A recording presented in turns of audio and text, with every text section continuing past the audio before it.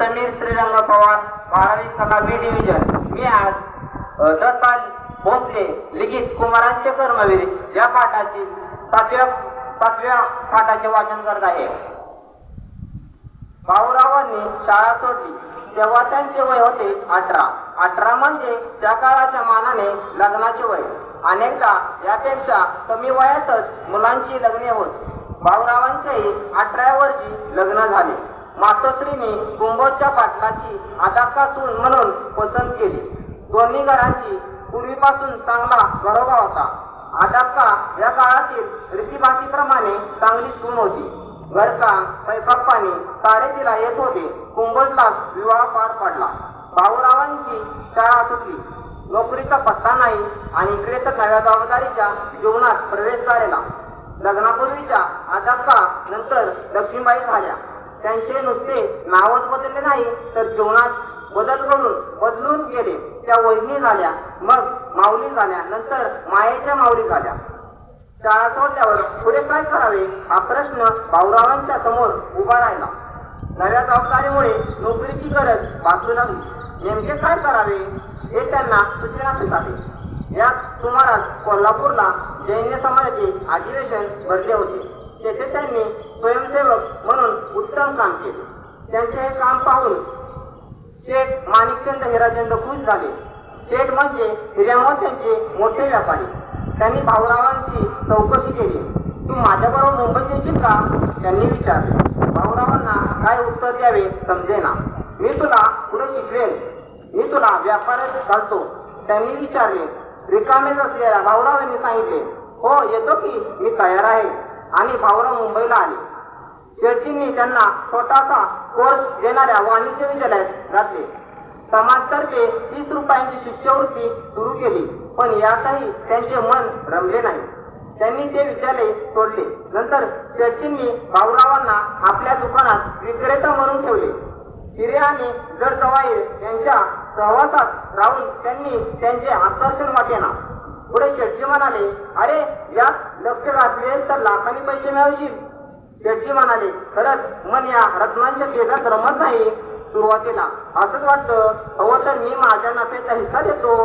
शेठजी, आपली माझ्यावर खरोखरच माया आहे, कृपा आहे. तरीही तू माझा ऐक. काम आणि भरपूर दाम या धंद्या इतकं कुठं नाही बघ.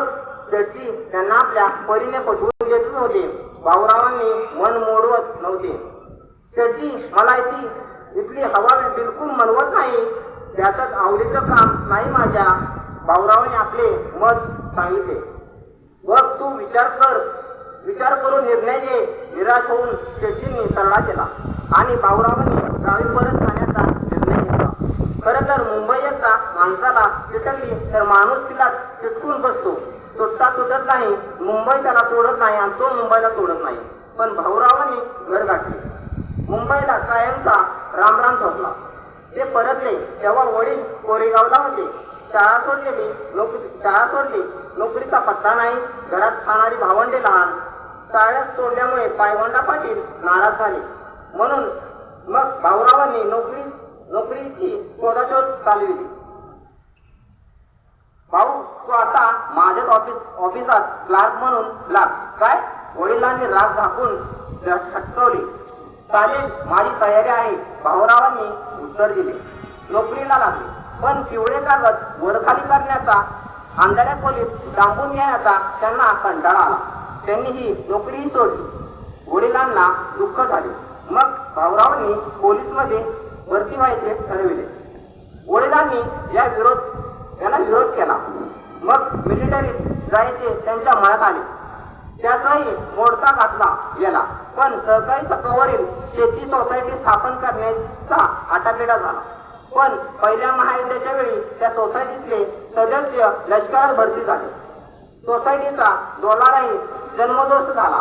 भाऊरावांनी जेथे जेथे प्रयत्न केले तेथे ते असफल झाले. भाऊरावांचे जीवन अंधारून आले. नेमके काय करावे हे समजेनाच झाले. घरात नुसते पडून राहणे कठीण झाले. मन कमालीचे अस्वस्थ झाले, उद्ध्वस्त बनले. आता पुढे काय करावे हा प्रश्न गाळत राहिला. धन्यवाद. खूप छान वाचन केलेलं आहे आणि ठरल्याप्रमाणे या पाठात कागदावरती 3 प्रश्न तुम्हाला विचारले जातील.